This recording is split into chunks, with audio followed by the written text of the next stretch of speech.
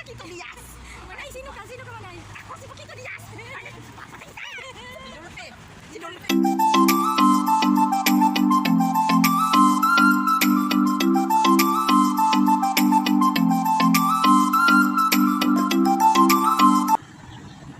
By the way guys, this is my first vlog.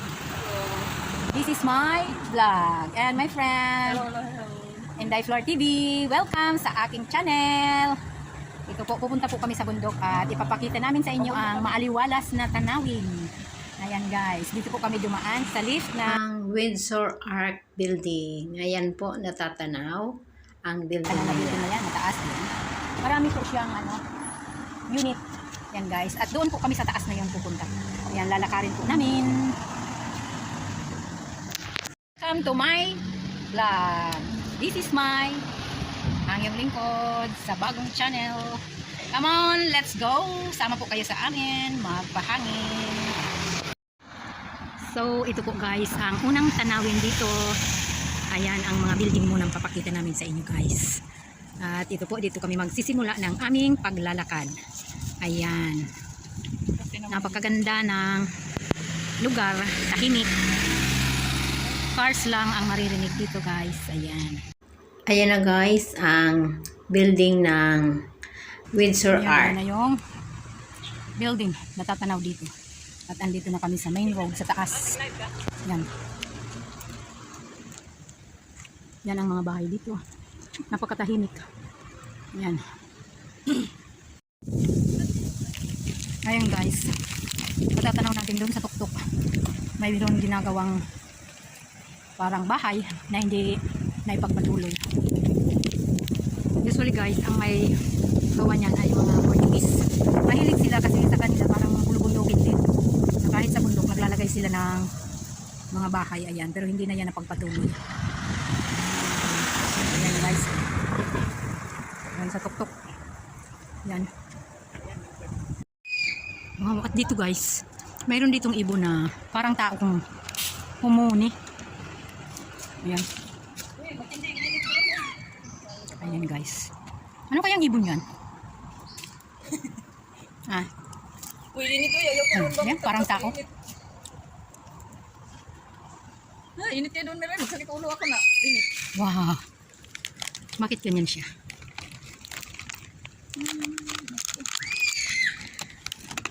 Halos sumisigaw din siya. Oh. At ayan guys, oh, ang building napakataas. Oh. Yan. My God. Ano bang ibon siya? Uy. Ayan guys, ang nadadaanan namin dito. Mga bahay na yan. At ayan, nasa tuktok talaga ng bundok yung bahay na yun. Yung building na yan. Oh. Grabe. Parang nakaka-amaze na dyan sa taas na yan. At yan, it's a rock formation sa baba. Kaya hindi naman siguro yan basta-basta matitinan. Kasi luma na nga ang mga bahay na yan. Yan guys, oh. Sa kabila doon ang National Road na dinadaanan ng kanilang mga cars. Kasi kung walang car dito, maglalakad lang, mahirap. Kung sakaling pumunta ka sa market, darating ka dito hapon. For the second day na yung pinamalingki mo. Yan guys, oh. Diba? Nakaka-amaze.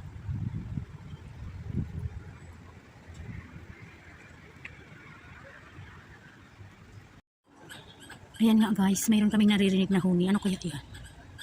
Yan o, naririnig nyo? Wow! Makaahas yan. Ay kami o. Super init pa pero 5 o'clock na. Kaya si Manay ayaw maglakad kasi napakainit pa daw. Dito tayo sa kabila. Oh, diba? Ayan. Tingnan mo, kahaba kanina kanit-init. Kung dira tayo, patay. Ang sakit kahaba, oh. Ayan ang ating tatahakin. Ayan guys. Napunta na kami dito noon pero may gusto pa kaming balikan. Hindi namin napuntahan. Mayroon kaming hinahanap. So guys, sama na kayo sa amin. Pasyal-pasyal dito. At dito guys ang mga bahay. Wala na dyan nakatira.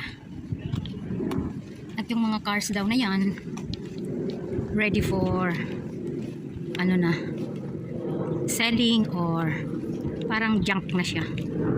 Siyempre kung mayayaman, mga tao bibili na lang ng bago. Ayan. Nabibehind na kasi itong mga building na to. Ang dami na ngayon na nagsulputan na mga bagong building. So, yung iba lumipat na doon. Pero karamihan dito noon mga Portuguese ang nakatira. Ayan, dyan kami galing kanina. Papunta dito. At yan ang, dyan sa baba niyan, dyan kami galing. Ayan. Tapos ngayon nandito na kami sa main road sa taas. Ayan. Ito ang mga makikita dito. May mga nagki-jogging din dito. At ayan ang sa kabilang side ng ating pinagdadaanan. Ayan, dito ang roads sa kabilang ito. At yan guys, halos wala na talagang nakatira. Abandoned houses. Kasi nga, maybe lumipat na siguro sa mga malalaking building sa baba. Kasi dito guys, kung walang sasakyan, mahirap. Hindi ka basta-basta makakapagbili ng mga pangangailangan. Ayan. At ayan guys, napakasilensyo. Kasi nga sa tabi ito ng bundok. Hindi dito maingay. Kung may dadaan lang na cars, tsaka siya mag-iingay. Pero kapag ganitong oras, walang mga tao dito. At ayan guys, mayroong structure pero private po siya. Hindi naman pwedeng basta pupunta dyan kung walang pahintulot. Kasi yan po, pupunta mo dyan, mag-sightseeing ka sa paligid. Tanaw na po kasi sa kabilang part. Doon, China na po yun. Sa may kabilang building. Kabila ng dagat. Ano na po yan, China. At dito po guys, private property daw to. Pero pwede naman dumaan basta walang gagawing masama dito. Ayan. Dito po ako nagdaan last time. At ito po ang naging curious ako sa Trailhead at Taipa, Pikenya. Ayan. Mga steps na yan kung saan yan papunta. Gusto ko ma-discover. Kaya lang parang tirik na tirik din. Ayan. Ang cute ng ambience niya papunta sa taas.